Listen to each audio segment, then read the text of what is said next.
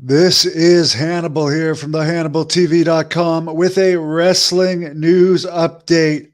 WWE Hall of Famer Tammy Sytch, aka Sunny, will be sentenced in her DUI manslaughter charge November the 22nd, according to the Wrestling Observer.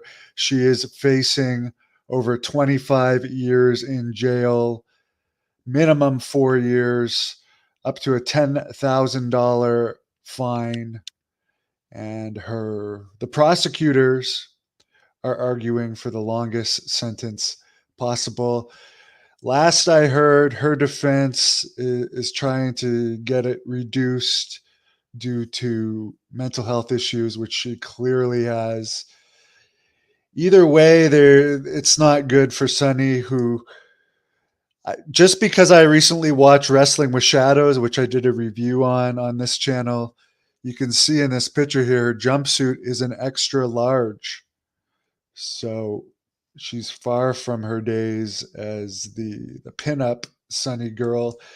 Kevin Von Erich from the legendary Von Erich family, which is going to be more famous than ever once the Iron Claw movie comes out, appeared during an NFL Dallas Cowboys game that he was attending, along with Marshall Von Erich. The Von Erich boys, Kevin's sons, are free agents right now. I can't see why WWE or AEW have not picked them up, considering there's a Hollywood movie coming out about their father. Speaking of AEW, they have Dynamite this Wednesday.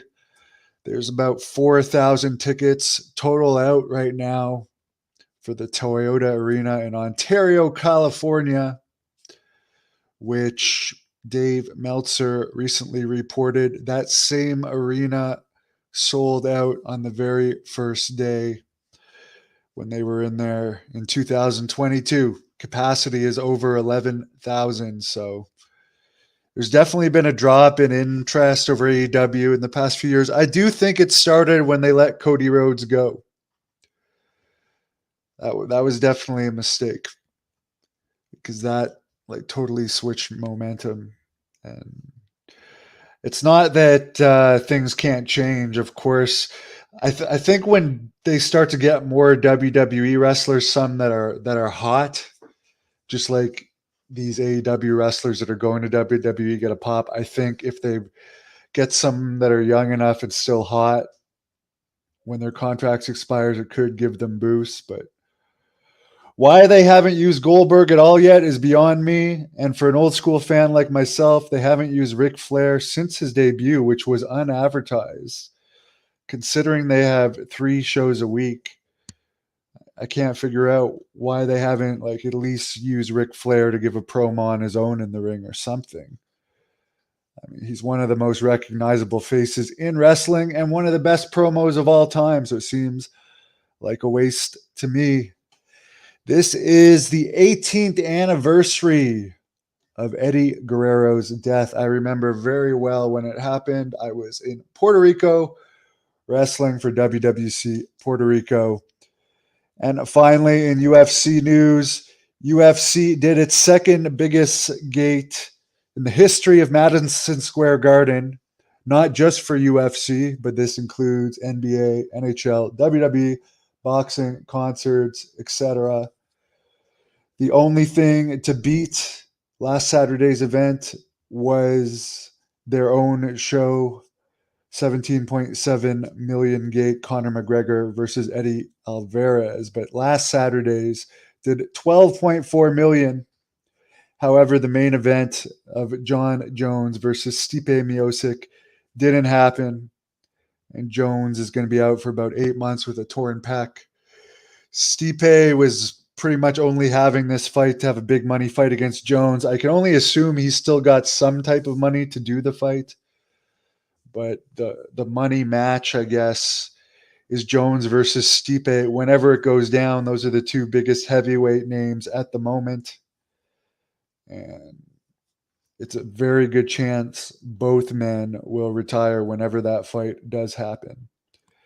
More likely, at least for Stipe. John Jones, depending on how he does, probably he could be still made an offer that he can't refuse.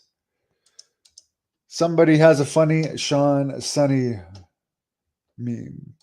Someone says, psychopath to Sunny deserves the max. Well, everyone has their opinion. Why no camera? I don't feel like it. Hey to you, Christopher. Roland thinks they should put Sunny on self-deletion watch. I think, considering the times that she's been in and out of jail, she must not mind it that much because she's had several times in jail, more than several, and she kept committing crimes, so she must not mind it that much or she wouldn't go. It would be a deterrent. What happened to Sunny? She was okay in the 90s. Well, she was, I believe, the most downloaded woman on AOL in the 90s. Substance abuse issues, not taking care of her body. That's probably what happened. Just get to the bloody point. My grandmother used to say bloody a lot. She was English. Nicholas, Sting should go back in WWE and wrestle The Undertaker. Don't expect that to happen. Undertaker apparently is still making like 2.4 million with WWE for doing little to nothing. I think they'll eventually pull Undertaker back in the ring at some point when interest starts to drop. They'll make him an offer he can't refuse. Sting, it'll be interesting to see who he ends up wrestling. Some people think Darby Allin will turn on him.